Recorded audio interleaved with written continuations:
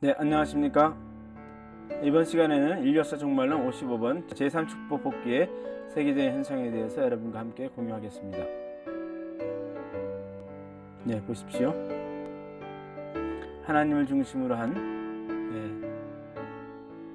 마음과 몸이 하나 된 완성한 인간이 개성완성인데 생육하라. 아담과 헤아는 개성완성을 했어야 했지요. 네, 그러한 완성한 아담과 헤아, 그래서 완성한 아담 헤아가 하나님 중심으로 해서 결혼을 했을 때 참 가정을 이루어서 번식을 할 수 있었을 것입니다. 번성하라. 아담과 헤아가 완성을 했다면 그들은 하나님의 제3축복인 만물을 주관하라 하는 뜻을 이루었을 것이었습니다. 네, 하나님을 중심으로 해서 이상 세계를 이루어서 생육하고 번성하여 만물을 주관하는 그 하나님의 뜻을 이루었을 것이었습니다. 자연 세계를 주관하는 데는 내적, 외적 두 가지 측면이 있습니다. 내적인 주관과 외적인 주관이라고 할 수 있죠. 보십시오. 그렇지만 사탄을 중심으로 해서 사탄 세계가 되었기 때문에 인간의 타락으로 인하여 이 양면의 주관성을 그만 상실하게 되었습니다. 보십시오. 만물의 주관이 자격을 잃어버렸기 때문에 주관성을 상실했기 때문에 아담 헤아가 현세에 이르러 이것이 복귀되어 가고 있는 것으로 보았을 때 이제 선악의 때가 기차되는 막 끝날 말세인 것을 알 수 있다는 것이죠. 현세는 말세라는 것을 알 수 있습니다. 네, 그렇습니다. 구체적인 그 세계적 현상에 대해서 함께 여러분과 보도록 하겠습니다. 내적 주관성이라는 것은 심정적 주관성을 의미합니다. 마음에 있어서 주관이죠. 예, 그렇습니다.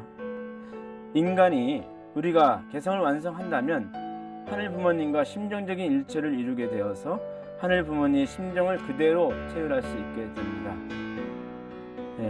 인간 즉 우리가 완성됨으로써 피조세계에 대한 하늘 부모님의 심정과 동일한 심정을 가지게 되고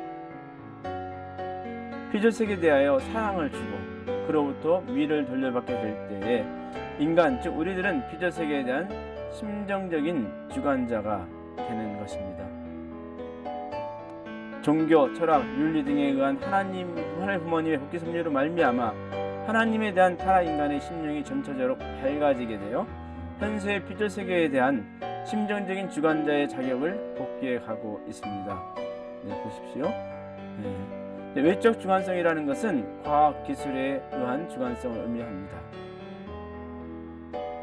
만일 인간이 완성되어서 피조세계에 대한 하나님의 창조의 심정과 동일한 심정을 가지고 피조세계를 대하여 내적인 주관을 할 수 있었다면 우리의 영감은 고차적으로 발달되어 과학이 극도로 발달되어 극히 단시일 내에 최고도로 달하게 되었을 것이었습니다. 네, 그림을 보세요.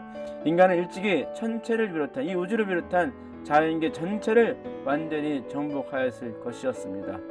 네, 우주를 주관할 수 있었을 것이었고 우주 개발을 통해서 인간을 준비되어 있는 모든 환경이었죠. 과학의 발달에 따르는 경제 발전으로 말미암아 보십시오. 지극히 안락한 생활 환경을 이루었을 것이었습니다. 네, 그렇습니다. 인간은 타락으로 인하여서 심령이 어두워짐으로써 피조물에 대한 내적인 주관성을 상실하게 되었고 보십시오. 동물과 같이 영감이 둔한 미개인으로 떨어졌기 때문에 원시, 케이브맨 이런 쪽이 되었던 것이죠. 피조물에 대한 외적인 주관성도 상실하게 되었습니다. 무지에 빠졌고 둔감하게 되었던 것이죠. 인간은 하늘 부모님의 복귀 섭리에 의하여서 심령이 밝아짐에 따라서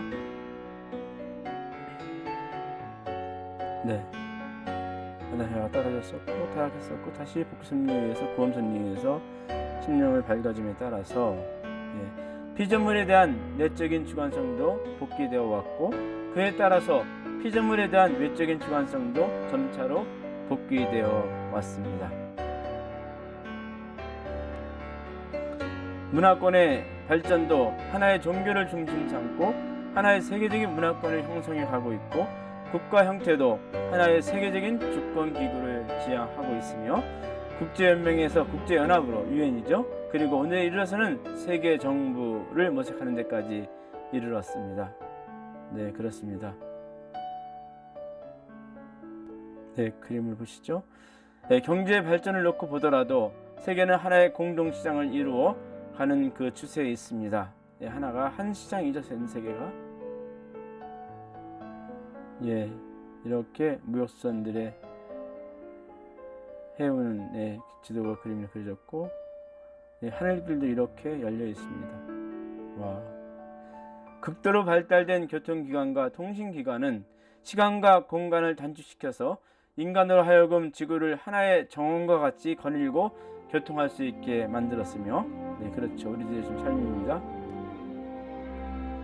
예, 인터넷, 페이스북, 스카이프, 뭐 이런 모든 SNS죠. 인터넷을 통해서 와, 이 인터넷망이라고 봤을 때 모두가 신경세포같이 동서의 이색 민족들은 한 가족처럼 접촉할 수 있도록 만들어진 세계가 되었습니다. 네, 우리의 삶의 모습이죠. 현재 인류는 사해동포의 형제애를 부르짖고 있습니다. 예, 우리는 지구촌의 한 시민들, 지구촌의 형제들로서 이해되고 있고, 네, 보십시오. 인류는 사해동포의 형제를 우리가 추구하고 가치를 갖고 있습니다. 동서의 이색 민족들은 한 가족처럼 접촉할 수 있게 되었습니다.